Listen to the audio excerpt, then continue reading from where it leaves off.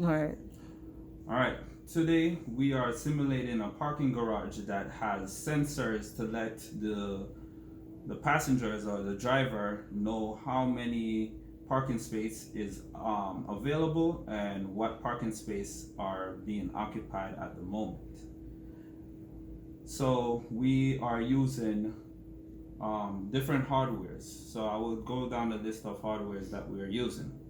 First, we're using Arduino Uno microcontroller. That's this big device here.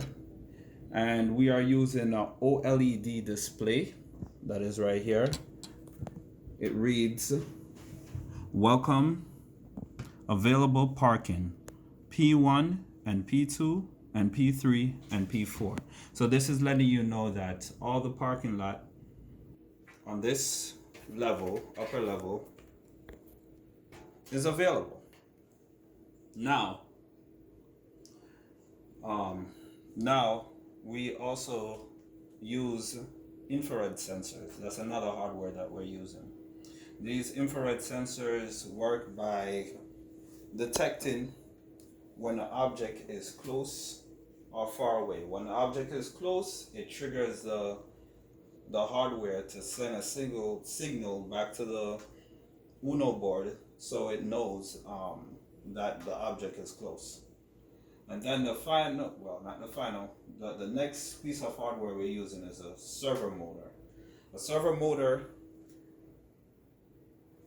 is used in this application because you can control the level at how the motor will spin. If you want it to spin 90 degrees, 180, 360, 280, it's available to you. So that's why we select a servo motor, because it will be functioning as a gate. And then finally we are using LEDs. These LEDs will be, if you notice the color, it's a red color, so it's going to be used for emergency purposes. That will be simulated as well. So let's begin. First, a car will drive to the garage. It will see what parking space is available on the OLED.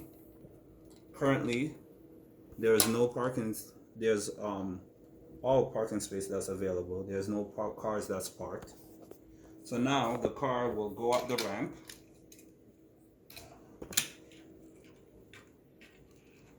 The car go to the ramp, and then it turns to the first gate.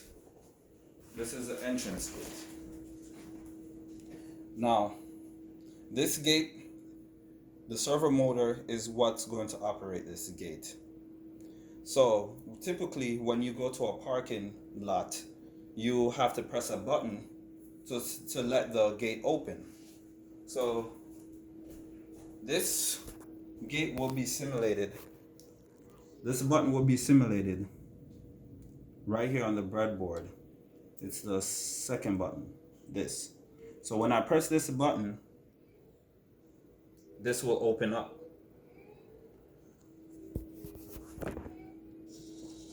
So as you see, then the car moves along. So now, as you can see now, the gate is timed, because for every gate that's open, there's a certain amount of time that it gives you until the gate is closed. Now, the car is in the parking lot. Now it needs to select a space. So we are going to go to space, random space 3. So the car is parked at space 3. So now the next car that is coming to the parking lot should only see parking 1, parking 2, and parking 4 available. Let's check.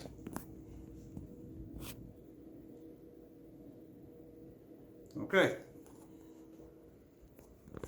Now we're going to show just randomly putting cars into parking space and show you that.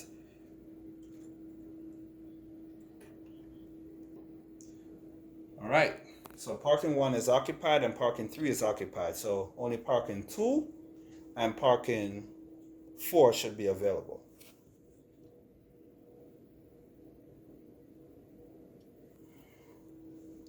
All right. I'm going to interchange them separate in different order just so we could see, play around with it. Play around. So parking 1 and parking 4 is available. Isn't available. Only parking 2 and parking 3 is available. So parking 2 and parking 3 is available. Good.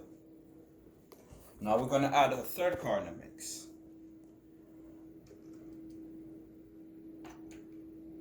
So only one parking should be available, and that's parking 3. Let's check.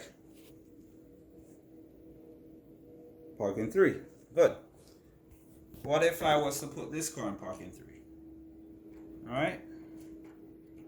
Parking 3.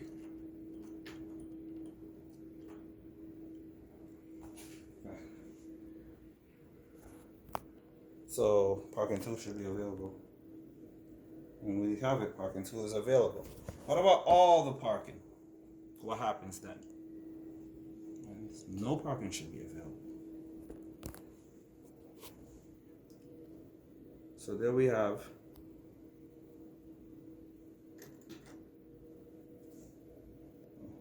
right here. Parking is full. Proceed to level 2. All right. Now we're going to simulate when a car is exiting the garage. What will happen? So car come. Now this gate is supposed to open. This is the exit gate. So how will the gate open? Well, there's going to be an infrared sensor that's going to sense that a car is coming and open the gate. So let's see that happen. There you go. And he's off.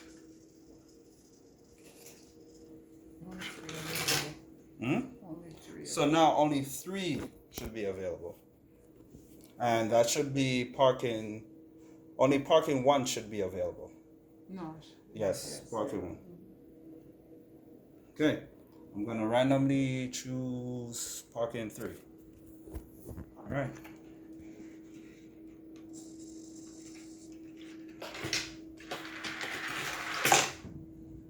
Okay, so parking 1 and parking 3 should be available.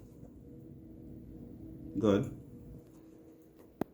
Now, Emergency. all right, you get the picture. Now, the last thing. In a parking garage, fire emergency situation can happen. So particularly we're going to focus on, let's say, emergency was to happen.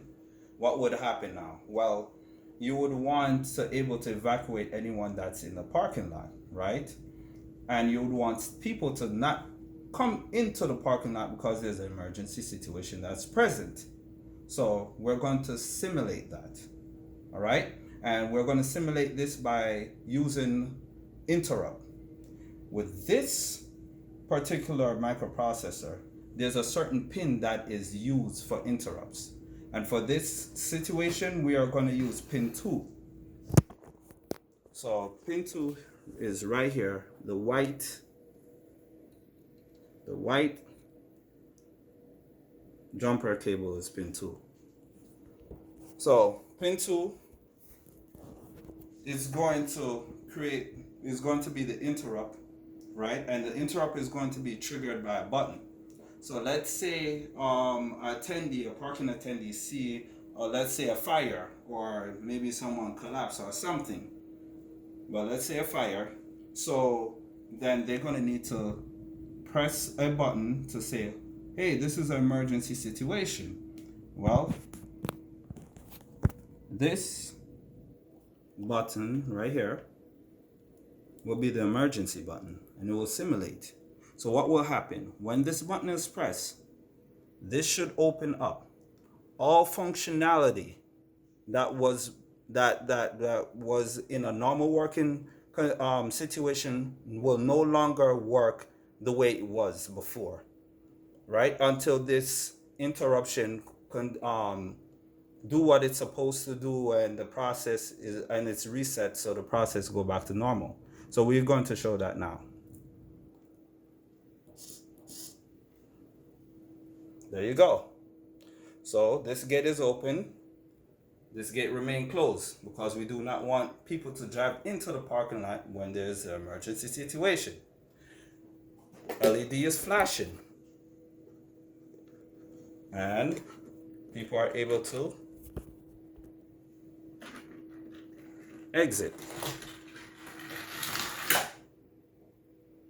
And there's also another LED on the lower level that is flashing as well. Right? Okay.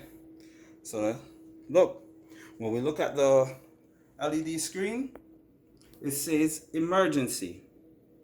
We don't see what parking lot is available and what parking lot is not available, which we shouldn't, because it's an emergency situation. However, now the threat has been dealt with and resolved, so we need to bring back the garage to a working condition. So what we're going to do, again, we're going to press that same emergency button, and it's going to reset everything back to its normal operation.